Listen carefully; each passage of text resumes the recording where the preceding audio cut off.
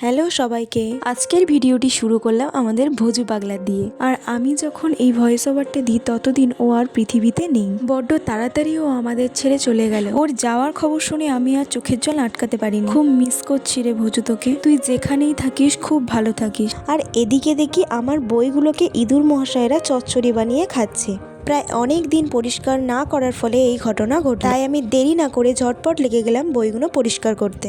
আর আমার বাবা মা অনেকদিন ধরে বলছে বইগুলো বিক্রি করে দিতে, কিন্তু ছোটবেলার স্মৃতিচারণা বইগুলো বিক্রি করতে ইচ্ছা করছে না। কিন্তু এই ইঁদুর আরশোলাদের হাত থেকে বাঁচার জন্য বইগুলো বিক্রি করতেই হবে। আগে যখন আমার এক্সাম শেষ হতো আর অনেকেই আমার কাছে বই নিতে আসতো, কিন্তু আমি টাকার বিনিময়ে কখনোই তাদেরকে বই দিইনি। আমি তাদেরকে বলতাম যে বইগুলো পড়িস, পড়ে আমাকে আবার ফেরত দিয়ে দিস। কিন্তু আজকে পুরনো বই অনেক জমে গেছে, তাই বাধ্য হয়ে বিক্রি করতেই হবে, কিচ্ছু করার নেই। আর এই যে দেখো, এটা আমার ছোটবেলার পিসবোর্ড। গত এক্সাম যেই পিসবোর্ডে আমি দিই, আর এই বইটা তোমরা অবশ্যই চিনবে যারা আমার সাথে পড়েছো। চলো, অনেক তো হলো বই পরিষ্কার করা, এবার একটু আমাদের মুখ চর্চা করে নেওয়া যায়। ছোটবেলায় আমাদের মুখ কত পরিষ্কার এবং সুন্দর থাকে, কিন্তু বয়সের সাথে সাথে আমাদের মুখে পিম্পল এবং নানা রকমের সমস্যা দেখা দেয়। আর কয়েকদিন ধরেই আমার স্কিনটা কেমন একটা হয়ে গেছে। তাই আমি সবসময় চেষ্টা করি প্রাকৃতিকভাবে চর্চা নিতে। আর প্রাকৃতিক জিনিস কখনো খারাপ রেজাল্ট দেয় না। আর তোমরা যদি দেখতে চাও আমি এই প্যাকটা কিভাবে বানিয়েছি, তাহলে আমি পরের ভিডিওতে এটা আপলোড করে দেবো। দেখো, তোমাদের সাথে গল্প করতে করতে আমার প্যাকটা মুখেতে শুকিয়েও গেল।